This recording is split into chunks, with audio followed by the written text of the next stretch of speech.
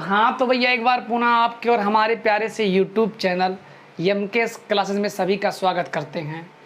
तो आज चलते हैं 12वीं कक्षा के लिए फिजिक्स के लिए, और हम लोग पढ़ रहे हैं क्या numerical, Coulomb's law and electric field. Question number 22 तक हम लोग कंप्लीट कर चुके हैं। आज हम अपने क्लास को क्वेश्चन नंबर 23 से कंटिन्यू करते हैं। वीडियो अच्छा लगे भैया तो ज़रूर लाइक वाइक तो कर दिया कीजिए, ठीक है ना। लाइक शेयर सब्सक्राइब करना बिल्कुल ना भूलिए, यही हमारी आपकी गुरु दक्षिणा होगी। तो आइए चलते हैं। क्वेश्चन नंबर 23 आपको बोर्ड पर दिखाई दिया होगा। कर समान आकार का दो सुचालक गोला ए और बी है। समान आकार के दो सुचालक गोले ए और बी एक दूसरे से कुछ दूरी पर रखे हैं और प्रत्येक पर आवेश कितना है भैया, +q कूलम्ब, ठीक है ना। तथा वे एक दूसरे को 10⁵ न्यूटन के बल से प्रतिकर्षित करते हैं। समान आकार का एक तीसरा सुचालक गोला C पहले गोले A को स्पर्श करता है, फिर उसके पश्चात गोले C को B से स्पर्श कराते हैं और तत्पश्चात उस गोले C को A और B के मध्य में रख देते हैं। हमें बताना है कि गोली C पर लगने वाले परिणामी बल का मान कितना होगा। तो आइए चलते हैं।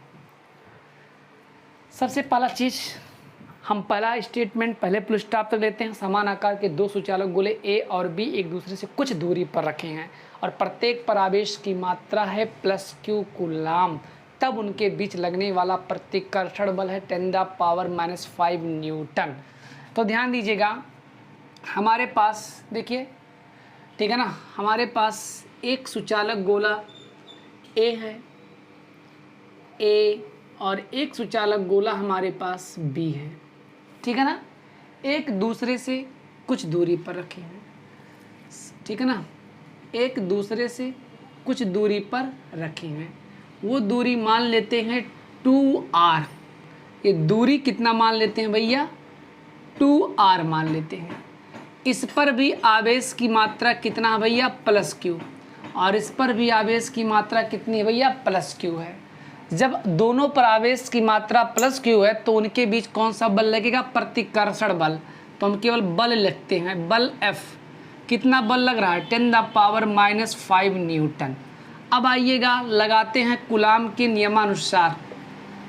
कूलम्ब के नियमानुसार क्या होगा, F = K/Q1 Q2/r²। बल F का मान कितना है भैया लोग, 10⁻⁻5। K का मान 9×10⁹ Q1 कितना है, Q, Q2 कितना है, Q, बीच की दूरी कितना है, 2r, और इसका चलेगा स्क्वायर। इतना तो क्लियर हो गया। अब इसके बाद 10⁻⁻5 9×10⁹ और Q में गुणा करेंगे Q का तो कितना हो जाएगा, Q² और बाई 2 दूनी 4r²। तब एक काम करते हैं, हम Q²/r² का मान फाइंड आउट कर लेते हैं। भाग है उधर जाएगा तो गुना होगा, 4×10⁻⁻5 और 9×10⁹ ठीक है ना। इसके बाद आइएगा लिख सकते हैं अथवा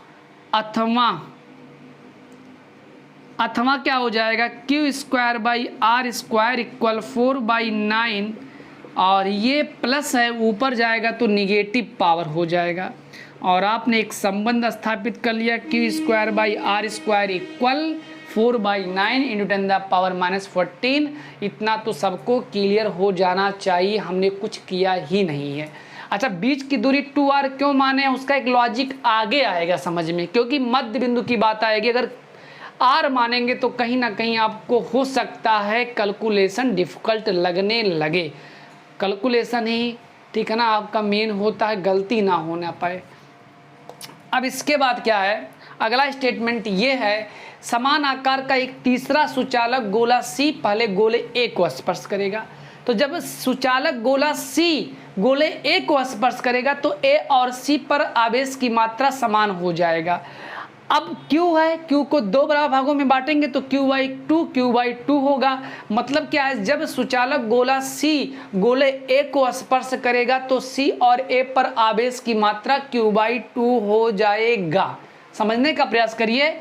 ये हमारे पास 3 गोले हैं, एक A है, एक B है, एक C है। A और यहाँ C कर दे रहे हैं, और एक B है। A और B के बीच की दूरी 2r, इस पर आवेश की मात्रा Q, इस पर आवेश की मात्रा Q। पहले गोला C A को स्पर्श करता है। जब गोला C A को स्पर्श करेगा तो ये Q दो पार्ट्स में डिवाइड होकर Q/2 हो जाएगा। अब जैसे ही गोला C B को स्पर्श करेगा तो सब पर 3Q/4 और 3Q/4 हो जाएगा। कैसे होगा? क्योंकि पहले गोले C पर आवेश Q/2 था और गोले B पर आवेश की मात्रा Q था। पदों का योग, पदों की संख्या 2 से डिवाइड कर देंगे तो यहाँ से Q एकन्यम Q और हो जाएगा 2Q, और 2 दूनी कितना हो जाएगा 4, 3Q/4 हो जाएगा। इतना बात तो स्पष्ट हो गया। मतलब अगर इस फिगर को हम कुछ ऐसे अब ड्रा कर ले डायरेक्टली तो आपको बिल्कुल संकोच नहीं होना चाहिए। ये ध्यान दीजिए, हमने 3 गोले बनाए, एक A का स्थान दे दिया, एक B का स्थान दे दिया और एक C का स्थान, ठीक है ना। इनके बीच की दूरी कितना है भैया? 2r है। गोले C को A से स्पर्श कराते हैं, गोले B को स्पर्श कराते हैं C से। तो हम लोग क्या करते हैं, इसके पश्चात गोले C को A और B के मध्य में रखते हैं। तो मध्य में रख देंगे भैया लोग, तो ये भी r होगा, तो ये भी कितना हो जाएगा? r ही होगा। अब ध्यान दीजिएगा, गोले A पर आवेश की मात्रा कितनी है भैया? Q/2 है। काहे है मैंने बताया। C पर आवेश की मात्रा कितनी है? 3Q/4 है। और B पर भी आवेश की मात्रा कितनी है? 3Q/4 है। हमें पूछा गया है गोले C पर लगने वाला नेट बल। तो बताइए आप ही लोग कि सभी गोलों पर आवेश कितना है? +Q आवेश हैं। आवेश जब +Q है तो उनके बीच कौन सा बल लगेगा? प्रतिकर्षण। हमें फाइंड आउट करना net force at the spherical C।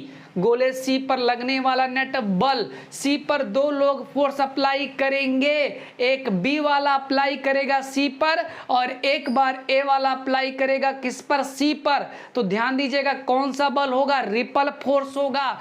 अब ध्यान दीजिएगा, A वाला फोर्स अप्लाई करेगा, ये वाला फोर्स अप्लाई करेगा, ये वाला फोर्स अप्लाई करेगा C पर, तो उसका नामकरण हमने कर दिया FC। C पर फोर्स लग रहा है, किसके कारण लग रहा है? A के कारण। और इसके बाद में पुनः एक बार C पर फोर्स लग रहा है, किसके कारण? B के कारण। अब आप बताइए कि दोनों फोर्स एक दूसरे के जस्ट अपोजिट डायरेक्शन में है कि नहीं है? बिल्कुल हैं। ये FCA और FCB both are opposite direction. तो इसका नेट फोर्स कैसे निकालेंगे? इसका नेट फोर्स इनके अंतर के बराबर होगा। ज्यादा वाले में से कम को घटा देंगे। अब बात यह है कौन ज्यादा कौन कम, तो कोई दिक्कत नहीं है, एक एक करके सभी फोर्स को अप्लाई देख सकते हैं। आइए चलते हैं, बड़े आसानी से सवाल को लगाएंगे, डिफिकल्ट बिल्कुल नहीं बताएंगे। अभी आप स्वयं बताएंगे कौन बड़ा है कौन छोटा। मुझे तो पता है कौन बड़ा है कौन छोटा है। आइए सबसे पहला नंबर FCA निकाल लेते हैं। FCA का मतलब है कि जो फोर्स लग रहा है A और C के बीच लग रहा है। C पर फोर्स लग रहा है, किसके कारण लग रहा है? A के कारण लग रहा है। तो कूलाम का नियम 2 स्थिर बिंदु आवेशों के, तो यहाँ से Q1 Q2/r²। Q1 का मान कितना है? Q/2। और इसके बाद Q2 का मान कितना है? 3Q/4। और बीच की दूरी कितनी होती है? वर्ग के व्युत्क्रमानुपाती बीच की दूरी कितनी है? r²। इतना तो बात समझ में आप लोगों को आ ही गया होगा। अब इसके बाद क्या होगा? FC इक्वल हो जाएगा 9 × 10⁻9 और गुणे 3, 4 दूनी कितना होता है? 8 Q²/r²। अब इसके बाद कितना हो जाएगा? 9 × 27।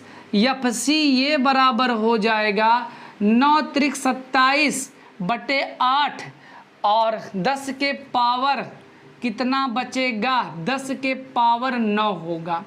और साथ ही साथ Q square by R square का मान 4/9 और गुणे 10 के पावर -14। अब इसको थोड़ा सॉल्व कर ले। 9 एकन्नम 9, 9 त्रिक 27, 4 एकन्नम 4, 4 दूनी 8। अब हो जाएगा FC ये इक्वल 3/2 और साथ ही साथ इंटू 9 14 माइनस कितना बचेगा 5। ये हमने निकाल लिया एक फोर्स, मात्रक क्या लिखेंगे, न्यूटन। इतना बात तो क्लियर हो गया होगा। इसी प्रकार से निकालेंगे FCB।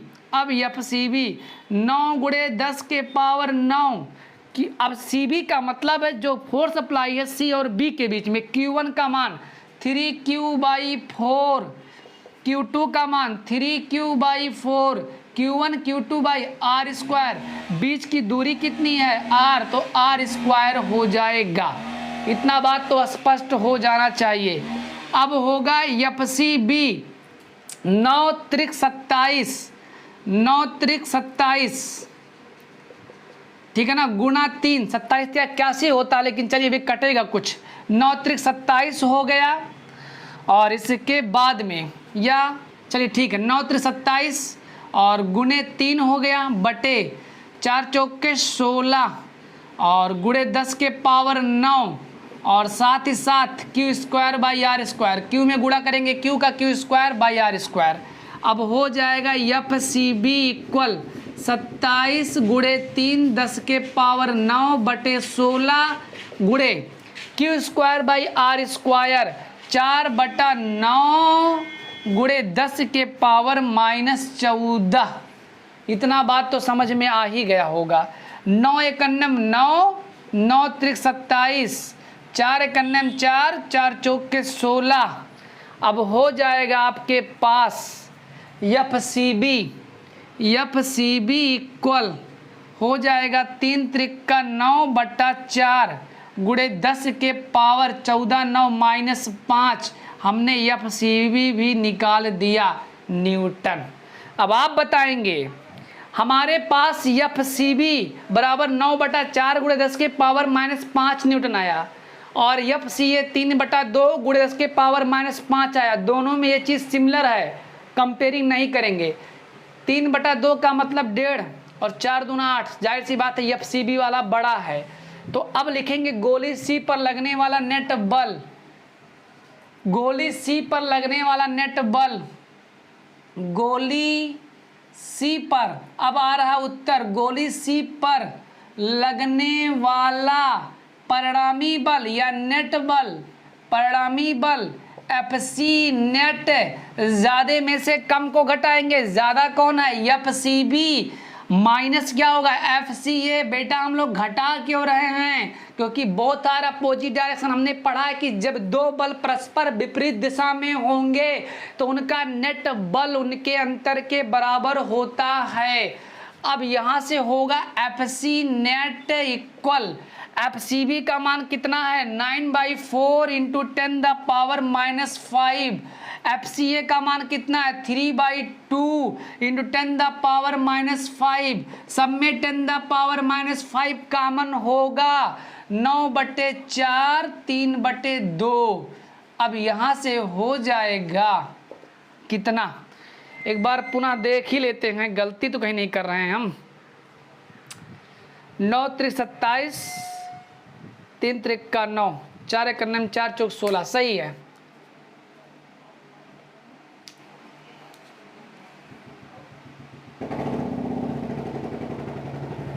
दस के पावर -5, 9 दुना, देखिए इनका लासा कितना होगा 4 होगा। 4 एकन्नम 4, 9 एकन्नम 9, 2 दूना 4।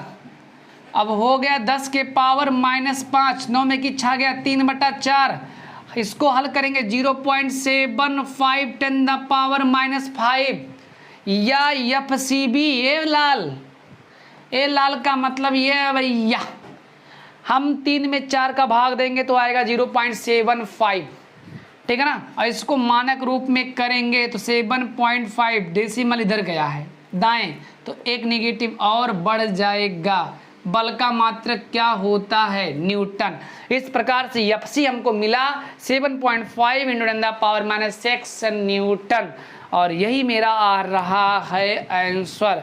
अगर पूछा कोई कि किधर ये गोला जाए, मतलब बल किधर हावी होगा, तो सीबी का मतलब ये हमारा है कि जो हमारा बल ज़्यादा होगा किधर जाएगा ये आवेश, इसको ढकेलेगा। एफ सी बी मतलब ये गोले एक की ओर जाएगा। काहे गोले एक की ओर जाएगा? ज़्यादा की तरफ तो बल लग रहा है भैया। अरे भैया 5 नाव, हमको कोई नाव के बल से उधर खींचे और 5 के बल से इधर खींचे, तो हम बाबू किधर जाब? यार जाब का नहीं, ना पीछे ना आगे, हम यारे जाब। जौने ओर बल ज़्यादा रही, 9 यार लगाइन, 5 यार लगाइन, हम में हिचत बाटिन। तो भैया 9 में की 5 के 4 न्यूटन के परिणामी बल से हम इस डायरेक्शन में मूव कर जाएंगे। चलिए अब इसके बाद अगला क्वेश्चन, मज़ा आया होगा तो भैया वीडियो को बार बार करें, लाइक शेयर सब्सक्राइब करना बिल्कुल ना भूलिए। क्या कहिए, चलिए इसके बाद चलते हैं अगला क्वेश्चन। नोट हो गया होगा, स्क्रीनशॉट ले लीजिए, नहीं तो पता लगे नोट करेंगे। स्क्रीनशॉट ले लीजिए, वीडियो को पास कर लीजिए, उसके बाद देख लीजिए, मज़ा आ जाएगा। आइए, नीट में आपको अगर जाना है तो आप लोग क्या करिए, नीट करिए, आईआईटी करिए, सारे क्वेश्चंस को लगाते जाइए, ऐसे ही सवाल आएंगे। थोड़ा अनुभव बढ़ जाना चाहिए, समय कम ज़्यादा सवाल लगाने हैं, इतने समय नहीं मिलेंगे। आइए, हमारे पास क्वेश्चन नंबर 25 क्या कह रहा है? क्वेश्चन नंबर 25 कह रहा है कि हमारे पास कह रहा 2 बिंदु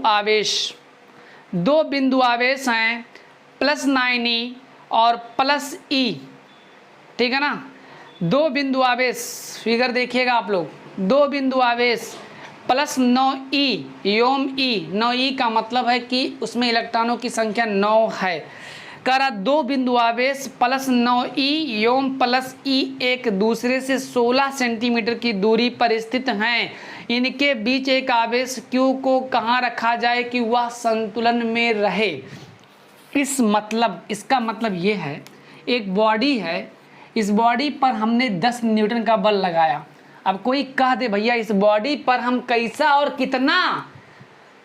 और कितना फोर्स अप्लाई करें कि ये बॉडी हमारा रेस्ट स्टेट में ही रहे, तो नॉर्मल सी बात है सर जी, इसके जस्ट अपोजिट डायरेक्शन में इक्वल मैग्नीट्यूड के फोर्स अप्लाई कर दीजिए।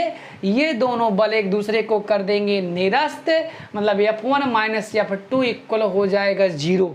मतलब नेट फोर्स कितना हो गया भैया? 0। F1 बराबर F2, तो ये बॉडी कहीं मूव करने वाली नहीं है। ठीक इसी प्रकार से यहाँ क्वेश्चन जैसा भी कह रहा है, हम पहले फिगर सुंदर सा एक बना लें, मज़ा ला देंगे।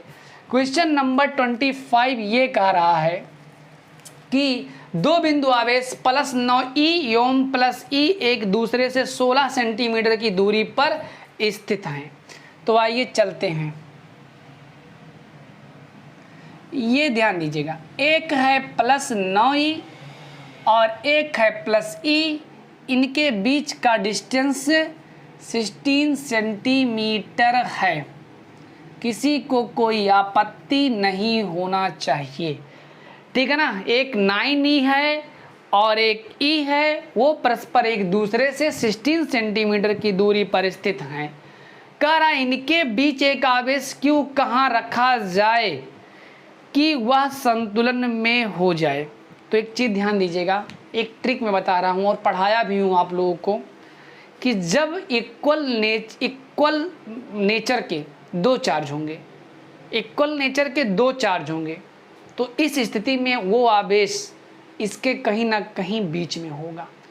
अगर एक प्लस होता एक माइनस होता, तब इसके बीच में ना हो करके कम वाले की तरफ जा करके हम उसको 0 करेंगे। हालांकि यहाँ सवाल ये कह रहा है कि इनके बीच, यहाँ साफ साफ कह दे रहा है कि 2 बिंदु आवेश 9e योम e एक दूसरे से 16 सेंटीमीटर की दूरी पर स्थित हैं। इनके बीच एक आवेश Q कहाँ रखा जाए? इनके बीच एक आवेश Q कहाँ रखा जाए, मतलब इनके बीच में ही एक आवेश Q कहाँ रखा जाए, यहाँ स्पष्ट कह दिया। लेकिन एक बात ये भी जान लीजिएगा कि अगर ये दोनों माइनस माइनस होते तब भी इनके बीच में ही होता, लेकिन अगर एक प्लस माइनस होता तो इनके बीच में नहीं होता। अब नहीं होता, वो आगे जब क्वेश्चन आएगा तब हम आपको बताएंगे। हालांकि यहाँ कुछ ऐसी बात नहीं कहा है, ठीक है ना। इनके बीच की दूरी 16 सेंटीमीटर है, ये 9e है। सपोज करते हैं कि 9e से x सेंटीमीटर की दूरी पर उस तीसरे आवेश को हमने रख दिया, ठीक है ना। क्यों रख दिया? अब ये बताइए, ये प्लस है, ये प्लस है, जब ये दोनों प्लस प्लस होंगे, जब ये दोनों प्लस प्लस होंगे तो इनके बीच कौन सा फोर्स अप्लाई होगा? प्रतिकर्षण का होगा। सपोज करते हैं ये F1 हो गया। अब क्या है, ये भी प्लस ही है, ये भी प्लस है, तो इनके बीच कौन सा बल लगेगा? प्रतिकर्षण। तो ये भी उसको ढकेलेगा, तो ये हो गया F2 हो गया। अब ये मानिए अगर एक निगेटिव हो जाता, यही निगेटिव हो जाता, मान लेते हैं बाय द वे, तो ये प्लस इनके बीच कौन सा बल लगेगा? प्रतिकर्षण लगेगा, तो ये बाहर जाएगा। लेकिन इनके बीच कौन सा लगेगा? आकर्षण। और जब दोनों फोर्स एक ही डायरेक्शन में हो जाएंगे तो कभी वो एक दूसरे को शून्य नहीं करेंगे, वो बल और वृद्धि हो जाएगी। मतलब अब वो संतुलन में ना हो करके और असंतुलन में होगा। मतलब अब तो पूरा पूरा चार्ज हमारा इधर की ओर क्या करेगा भैया? मूव कर जाएगा बल के कारण। ये बात तो समझ में आ गई। चलिए एक बार पुनः मैं सुंदर सा फिगर बनाता हूँ। हमारे पास दो चार्ज हैं, एक का नाम है +9e और दूसरा का नाम है भैया +e, और कह रहा है कि इनके बीच का डिस्टेंस दे दिया गया है कितना? 16 सेंटीमीटर।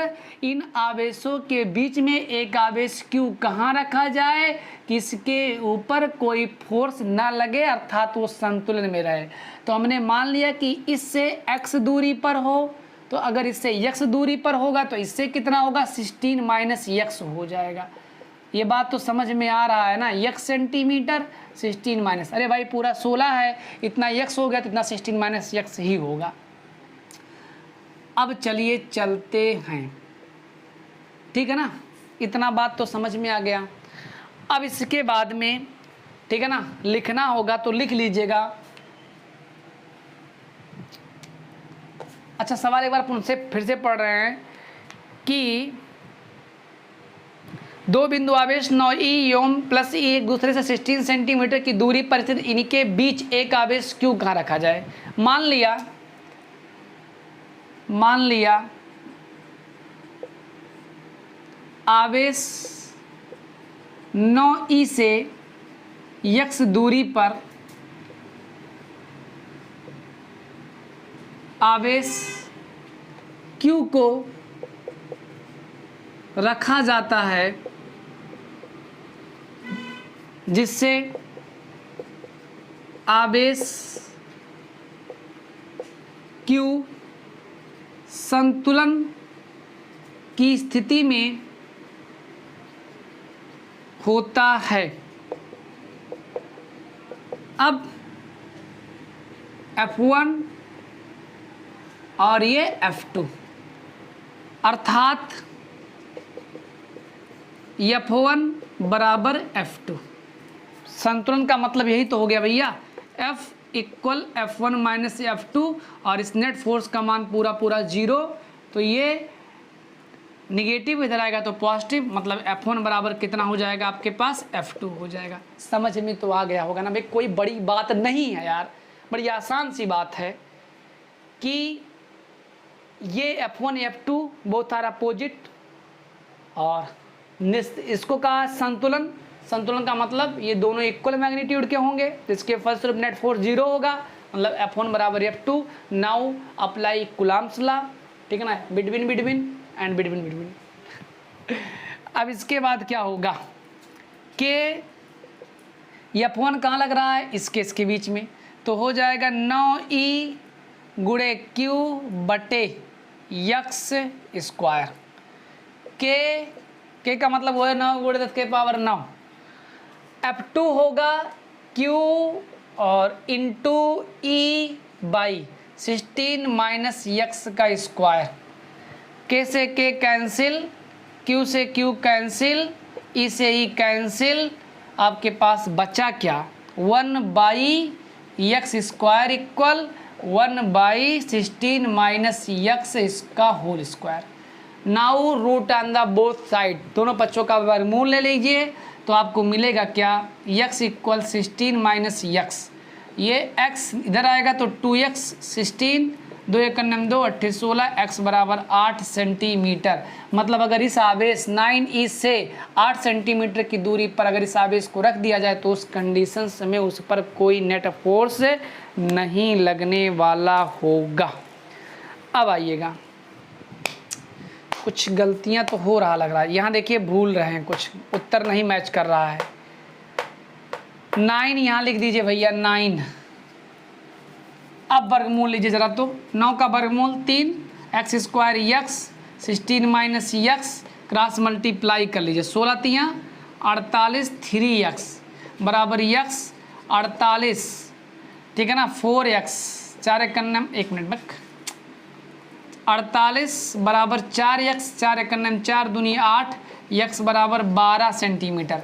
मतलब अगर इस आवेश से 12 सेंटीमीटर की दूरी पर एक आवेश q को रख दिया जाए तो उस पर कोई फोर्स अप्लाई होने वाला नहीं है, अर्थात वो आवेश संतुलन की स्थिति में प्राप्त होगा। सवाल तो समझ में आ ही गया है ना। अब क्वेश्चन नंबर अगला चलते हैं।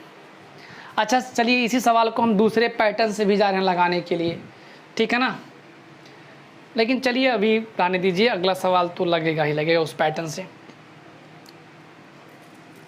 लेखनी अगर सुंदर लिख पाइएगा तो लिख ही लीजिएगा।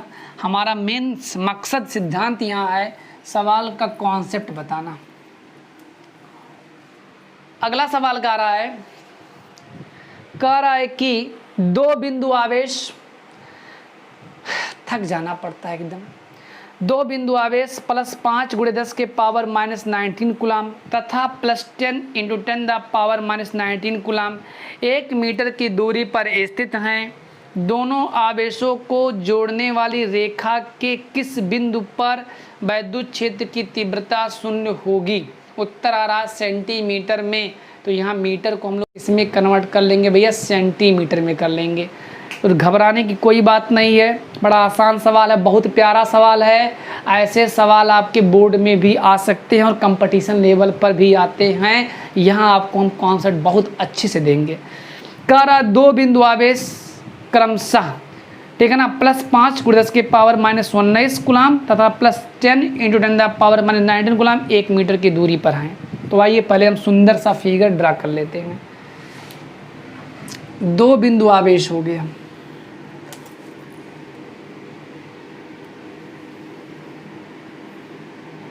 ये हमारे पास दो बिंदु आवेश हो गया। एक का नाम है +5 × 10 के पावर -19,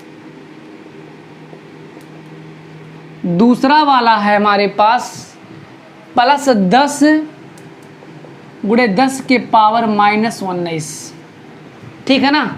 कह रहा है कि 1 मीटर की दूरी पर स्थित है। 1 मीटर का मतलब इसको हम लोग करने वाले हैं, 1 मीटर बराबर कै मीटर, 100 सेंटीमीटर हो गया। अब बात अगला जो कह रहा है बहुत इंपॉर्टेंट बात है, बहुत इंपॉर्टेंट सवाल भी है। दोनों आवेशों को जोड़ने वाली रेखा के किस बिंदु पर वैद्युत क्षेत्र की तीव्रता 0 होगी? रेखा आगे पीछे भी हो सकता है। कह रहा है कि दोनों आवेशों को जोड़ने वाली रेखा के किस बिंदु पर वैद्युत क्षेत्र की तीव्रता 0 होगी? तो भैया एक कॉन्सेप्ट नोट कर लीजिए दिमाग में, और हमने जब वैद्युत क्षेत्र की तीव्रता पढ़ाया तो वहाँ उसका भी टॉपिक बहुत अच्छे से क्लियर किया। अगर ना देखे होंगे तो आप जा करके पहले हमारे उस वीडियो को भी देख ही लीजिएगा। इस पर चार्ज है प्लस, इस पर भी चार्ज है प्लस। जब एक आवेश होता तो एक क्षेत्र की तीव्रता होगा, जब दो आवेश होंगे तो दो क्षेत्र की तीव्रताएं होंगी। सपोज करिए इसका जो क्षेत्र की तीव्रता है वो E1 है, सपोज करिए इसके का जो क्षेत्र की तीव्रता है भैया वो E1 है, और जो इसके गाढ़ क्षेत्र की तीव्रता है वो E2 है। अब कॉन्सेप्ट दिमाग में रख लीजिए, अगर दो चार्ज इक्वल नेचर के होंगे, अर्थात दोनों का अगर चिन्ह समान होगा, तो वैद्युत क्षेत्र की तीव्रता उस रेखा के बीच में 0 होगा। अगर दोनों विपरीत प्रकार के आवेश हैं, तो क्षेत्र की तीव्रता उस रेखा के बाहर होगा, मतलब उनके कहीं बाहर शून्य होगा। अब बात यह है कि किस आवेश की ओर, तो वो भी जब आगे आएगा तब हम बता देंगे आपको, कुछ ही समय में आ जाएगा। तो यहाँ पर दोनों इक्वल नेचर के हैं, तो जाहिर सी बात है इनकी क्षेत्र की तीव्रता कहीं ना कहीं इसके बीच में ही शून्य होगी। तो ये मान लेते हैं बिंदु सी, हमने मान लिया बिंदु सी, ठीक है ना। एक बार पुनः सवाल ध्यान दीजिएगा, दो बिंदु आवेश क्रमशः +5 × 10⁻⁻19, ठीक है, तथा 10 के पावर माइनस 10 × 10⁻⁻19 कूलाम 1 मीटर की दूरी पर स्थित हैं। दोनों आवेशों को जोड़ने वाली रेखा के किस बिंदु पर वैद्युत क्षेत्र की तीव्रता शून्य होगी। तो हमने मान लिया इस बिंदु सी पर वैद्युत क्षेत्र की तीव्रता शून्य होगी। अगर इसको भूल जाइए कुछ देर के लिए, तो इसके कारण क्षेत्र की तीव्रता का डायरेक्शन किधर होगा, बाहर। वैद्युत क्षेत्र की तीव्रता एक सदिश राशि है, ठीक है ना। वैद्युत क्षेत्र की तीव्रता हमने पढ़ाया था ना, वैद्युत क्षेत्र की तीव्रता एक सदिश राशि होती है जिसकी दिशा प्लस से दूर माइनस की ओर। तो इसको अगर भूल जाइएगा आप लोग, नहीं तो कहेंगे सर जी माइनस की ओर, तो माइनस होबे नहीं करा, ठीक है ना, मतलब प्लस से दूर ही होगा। तो इसके कारण क्षेत्र की तीव्रता का डायरेक्शन किधर होगा, इससे दूर जाएगा। अब इवन हो गया। अच्छा इसको भूल जाइए, तो इसके कारण क्षेत्र की तीव्रता क्या होगी भैया, +10 है, तो इसकी डायरेक्शन किधर होगी आपके पास, इधर होगी। अब आप बताइए E1 एंड E2, हाँ, वैद्युत क्षेत्र की तीव्रता एक वेक्टर है और सदिशों को हम बीजगणितीय नियमों की सहायता से नहीं जोड़े और घटाए जा सकते हैं, उसको हम सदिश नियम का पालन करते हुए घटाएंगे और जोड़ेंगे। अब आप बताइए अगर यही निगेटिव होता चार्ज और इसके बीच में कहीं क्षेत्र की तीव्रता शून्य करते, तो ये बताइए इसके कारण जो क्षेत्र की तीव्रता E2 है उसकी डायरेक्शन किधर होती, इधर ही होती ना। अब आप बताइए E1 and E2 both are same direction, तो इसका रिजल्टेंट क्या होता, ऐड होता, और जब ऐड होता तो कभी शून्य नहीं कर पाता बल्कि उसके क्षेत्र की तीव्रता में कुछ ना कुछ इंक्रीज कर जाता। बट यहाँ E1 and E2 both are opposite direction, तो यहाँ से शून्य हो सकते हैं। भैया हमको अगर कोई लड़का या कोई व्यक्ति,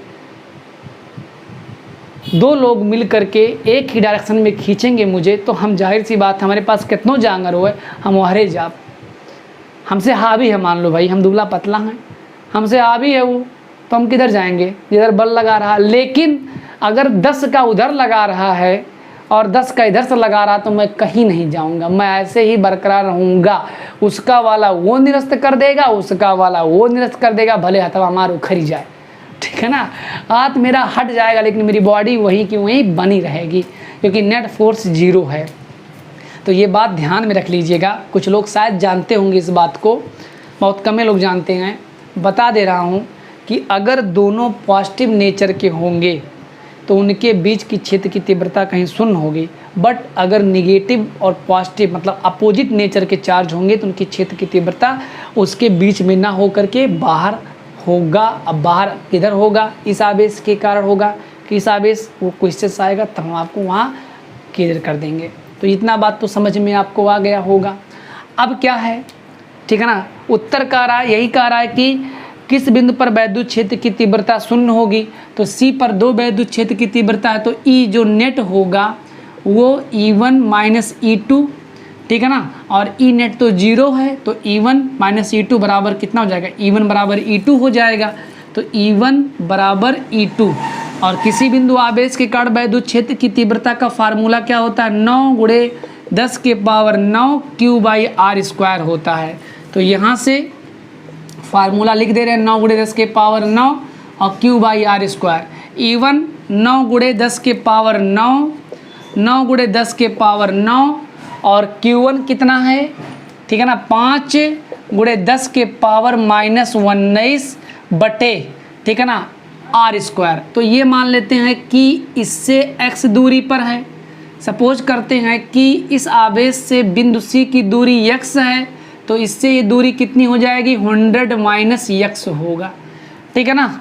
r² का मतलब x² बराबर 9 × 10⁻9 और गुणे इसके कारण 10 × 10⁻⁻19 बटे 100 - x का होल स्क्वायर। इससे ये कैंसिल हो गया, इससे ये कैंसिल हो गया, बाकी क्या बचा 5/x² इक्वल 10/100 माइनस x का होल स्क्वायर। 5 कन्ने 5 दूना 10। अब हो जाएगा आपके पास, अगर वर्गमूल ले लेंगे तो हो जाएगा 1/x√2 100 माइनस x। इसको आप लोग हल वल कर लीजिएगा, ठीक है ना। हल करने पर इसका आंसर आ जाएगा 41.4 सेंटीमीटर। इसको आप लोग स्वयं हल करेंगे भैया, मतलब इस आवेश से 41.4 सेंटीमीटर पर, ठीक है ना, वैद्युत क्षेत्र की तीव्रता 0 होगी। √2 का मान 1.414 होता है। अब इसके बाद चलते हैं अगला क्वेश्चन। बहुत मस्त सवाल इसमें भी हैं। क्वेश्चन नंबर आ गया 27। क्वेश्चन नंबर 27 क्या कह रहा है कि दो बिंदु आवेश जिनके मान क्रमशः 1 माइक्रोकुलाम तथा -0.25 माइक्रोकुलाम हैं, वायु में एक दूसरे से 0.40 मीटर की दूरी पर रखे हैं। बताइए इन दोनों आवेशों को मिलाने वाली रेखा के किस बिंदु पर एक तीसरा आवेश रखा जाए कि उस पर कोई बल ना लगे। मज़ेदार क्वेश्चन है, क्योंकि यहाँ अपोजिट नेचर के चार्ज है, यहाँ वो बात क्लियर हो जाएगी। तो आइए चलते हैं। कह रहा दो बिंदु आवेश जिनके मान क्रमशः 1 माइक्रोकुलाम तथा -0.25 माइक्रोकुलाम है। तो आइए 1 माइक्रो और -0.25, तो यही फिगर ड्रा करते हैं। चलिए हमने फिगर ड्रा कर दिया। ये एक आवेश यहाँ रख देते हैं, एक आवेश यहाँ रख देते हैं। एक वाले का है 1 माइक्रोकुलाम, इसका है 1 माइक्रोकुलाम और इसका है -0.25 माइक्रोकुलाम। अब फिर क्या कह रहा है कि वायु में एक दूसरे से कितने दूरी पर रखे गए हैं? 0.40 मीटर। ये हो गया r बराबर। अब उसके बाद ये कह रहा है कि बताइए कि इन दोनों आवेशों को मिलाने वाली रेखा के किस बिंदु पर एक तीसरा आवेश रखा जाए कि कोई बल ना लगे। पुरानी बात है भैया, कोई बल ना लगे मतलब नेट फोर्स 0 होना चाहिए। और नेट फोर्स 0 तब होगा जब F1 और F2 अपोजिट डायरेक्शन में होंगे। अब चाहे वैद्युत क्षेत्र की तीव्रता की बात करें, इस सवाल को हम वैद्युत क्षेत्र की तीव्रता से भी लगा सकते हैं, क्योंकि जब कोई बल नहीं लगेगा मतलब F0 होगा। और आप पढ़े हैं कि E = F/Q, F0 तो E भी 0 हो जाएगा। तो हम चाहे E से लगाएं चाहे F से लगाएं। चलिए F से लगा लेते हैं, ठीक है ना। तो पहला बात ये ध्यान देने वाली बात है, इसका चार्ज है पॉजिटिव और इसका चार्ज क्या है भैया? नेगेटिव है। कोई दिक्कत नहीं है। इसका कहने का मतलब ये है कि बोथ आर अपोजिट नेचर, मतलब दोनों एक दूसरे के विपरीत आवेश हैं। अब हमने बताया कि जब विपरीत आवेश होंगे तो चाहे क्षेत्र की तीव्रता होगा चाहे बल होगा वो शून्यतः होगा, बाहर होगा, इनके कहीं ना कहीं बाहर होगा।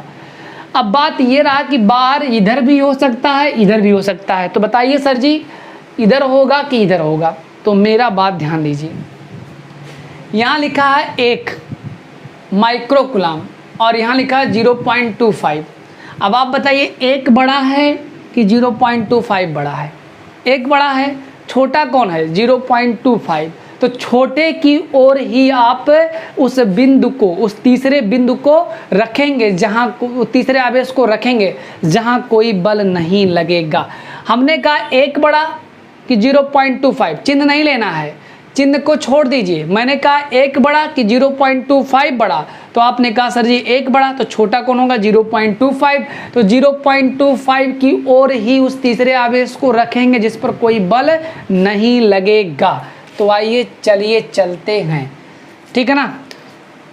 तो इससे मान लेते हैं कि x दूरी पर, इससे मान लेते हैं x दूरी पर एक तीसरे आवेश को मैंने रखा, ठीक है ना। एक तीसरे आवेश को हमने रखा तो इस तीसरे आवेश को रखा, अगर ये x होगा तो इसकी दूरी कितनी हो जाएगी भैया 0.40 प्लस x हो जाएगा। इतना बात तो समझ में आ गया। अब इसके बाद क्या होगा, ठीक है ना, इस पर देखिए कितने फोर्स लगेंगे, ये है प्लस और ये भी है प्लस, तो इनके बीच कौन सा बल लगेगा, इनके बीच लगेगा प्रतिकर्षण, तो किधर जाएगा, बाहर जाएगा। और इनके बीच कौन सा लगेगा, आकर्षण, तो ये अंदर जाएगा। देखिए अपोजिट हुए कि नहीं हुए। अब यही कह रहा है कि Q पर दो फोर्स लग रहा है, एक F1 एक F2, चूँकि संतुलन की स्थिति में नेट फोर्स 0 होगा।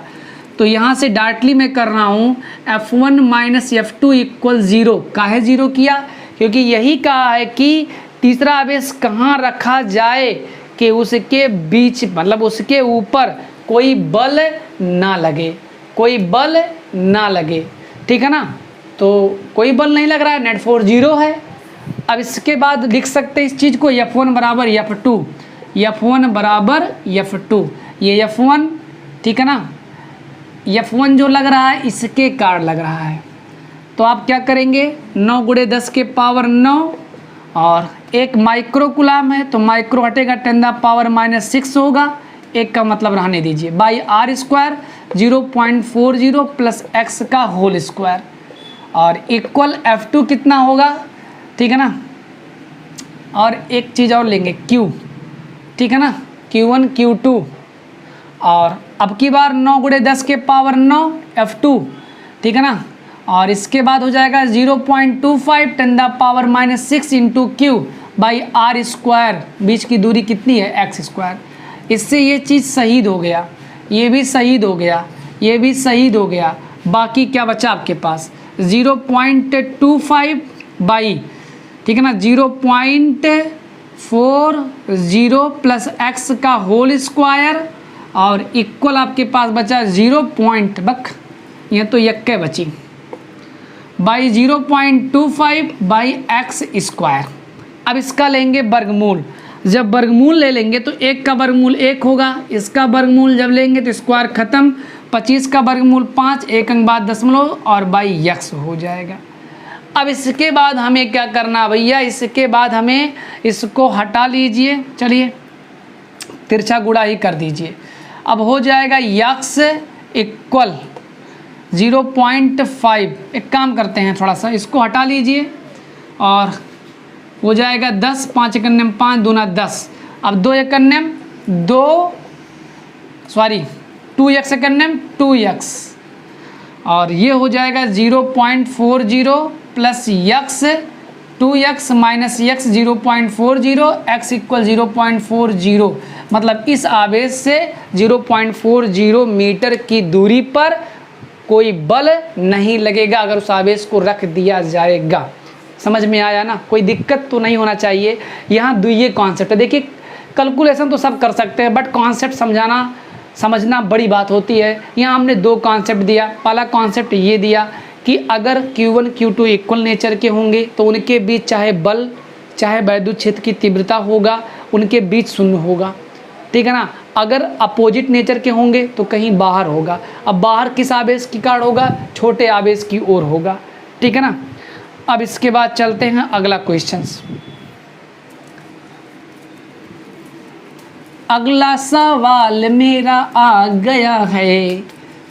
चलिए अगला सवाल कह रहा है कि 5 × 10 के पावर -4 कूलाम आवेश पर 2.25 न्यूटन का बल कार्य करता है, उस बिंदु पर वैद्युत क्षेत्र की तीव्रता ज्ञात करिए। हमने बताया एकांक परीक्षण आवेश पर लगने वाले वैद्युत बल को इस बिंदु पर वैद्युत क्षेत्र की तीव्रता कहते हैं।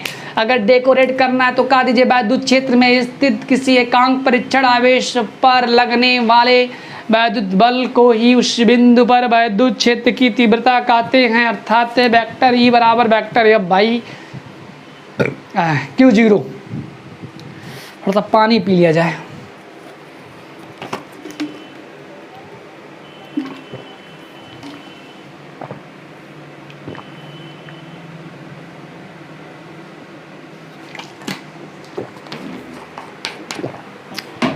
हाँ भैया,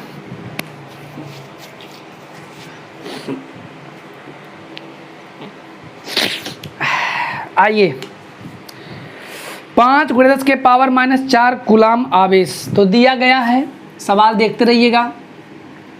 आवेश Q बराबर 4 क्या दिया है यार, आवेश 5 × 10⁻⁴, 5 × 10⁻⁴ कूलाम। इसके बाद क्या दिया है, 2.25 न्यूटन। बल F बराबर 2.25 न्यूटन। हमसे क्या पूछे है भैया, हमसे पूछा है वैद्युत क्षेत्र की तीव्रता। E बराबर question of mark, put the value get the answer. F command 2.25, 5 10 के पावर -4। E बराबर 5 × 5, ठीक है ना, 5 चौके 20, 55 25, 2 अंक बाद दशमलव, 5 चौक 20, 55 25, 0.45 10⁵। E बराबर 4.5 10⁴, ठीक है ना, इक्वल 4.5 10⁴ न्यूटन बटा कूलाम। समझ में तो आ ही गया होगा। हाँ, एक गलती कर रहे हैं भैया, गलती ये कर रहे हैं, माइनस है तो ऊपर जाएगा तो प्लस से होगा, ठीक है, ठीक है ना। ये इधर गया है, 1 मिनट यार,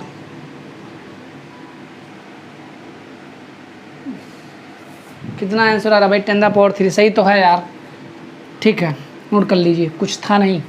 आवेश Q का मान दे दिया गया था, बल F का मान दे दिया गया था, E पूछा गया, equal F/Q, put the value get the answer. At last we get the intensity of electric field equal 4.5 10⁻3 newton बटा कूलाम, अथवा इसका दूसरा मात्रक क्या होता है, वोल्ट प्रति मीटर, क्योंकि E बराबर आप आगे पढ़ेंगे B/D, B विभवांतर, D दूरी, ठीक है ना, तो विभवांतर वोल्ट, दूरी मीटर।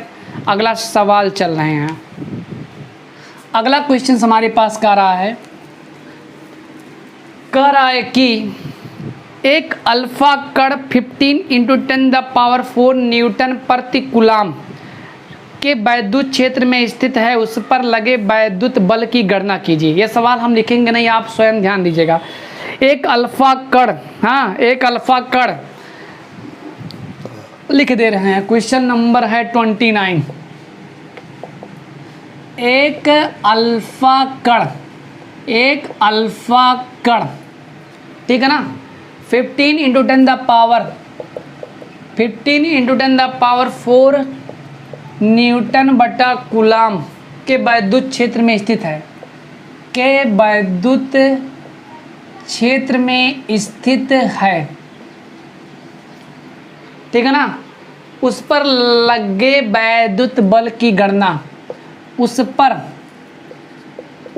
पर लगने वाले वैद्युत बल की गणना। तो ये हमारा लाल अल्फा कण एक आवेश है जो कि हीलियम का नाभिक होता है। तो लिखेंगे सुंदर सुंदर, गिवन दैट आवेश Q बराबर अल्फा कण मतलब होता है हीलियम का नाभिक, हीलियम का परमाणु क्रमांक 2, तो 2e हो जाएगा, और Q2e का मान 1.6 10⁻⁻19, 16 दूनी 32, 3.2 10⁻⁻19, और बल का मान दे दिया गया है E का मान दिया है, वैद्युत क्षेत्र E बराबर, देखिए 15 × 10⁴ न्यूटन बटा कूलाम के वैद्युत क्षेत्र E बराबर 15 × 10⁴ न्यूटन बटा कूलाम। उस पर लगने वाले वैद्युत बल F बराबर question of mark, put the value get the answer. Be know that E equal F/Q according to question find the value of F, then F equal हो जाएगा क्या, F बराबर हो जाएगा EQ। E का मान कितना है, 15 × 10⁴, आवेश कितना है 3.2 × 10⁻⁻19, 15 दूना 30, 15 × 45 और 3 कितना होता है 48, एक अंक बाद दशमलव, 19 में कि 4 के 15, हल करेंगे तो 4.8 10⁻14 न्यूटन आ जाएगा, जो कि आ भी रहा है। अब चलते हैं 30 नंबर क्वेश्चन, आप में है ही नहीं लेकिन लगवा देते हैं यार, 30 सिलेबस से बाहर है, वो टॉपिक ही चला गया, लेकिन देखिएगा कह रहा उस वैद्युत क्षेत्र का मान क्या होगा जिस पर एक इलेक्ट्रॉन पर उसके भार के बराबर वैद्युत बल कार्य करता है। भार का मतलब जैसे ये इसका भार कहाँ काम करेगा, नीचे F बराबर mg होता है ना। m का मतलब इसका कोई ना कोई मास होगा, कोई ना कोई ग्रेविटी भी होगी जो खींच रहा है इसका अपनी तरफ, भार कितना होगा mg होगा। तो क्वेश्चन से यही कह रहा उस वैद्युत क्षेत्र का मान क्या होगा जिसमें एक इलेक्ट्रॉन पर उसके भार के बराबर वैद्युत बल कार्य करता है। भार का मतलब होता है mg।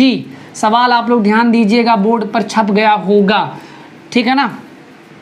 उस वैद्युत क्षेत्र का मान क्या होगा, ठीक है ना, उस वैद्युत क्षेत्र का मान क्या होगा, ई बराबर क्वेश्चन ऑफ मार्क, जिसमें एक इलेक्ट्रॉन पर उसके भार का मतलब mg, उसके भार के बराबर वैद्युत बल कार्य करता है।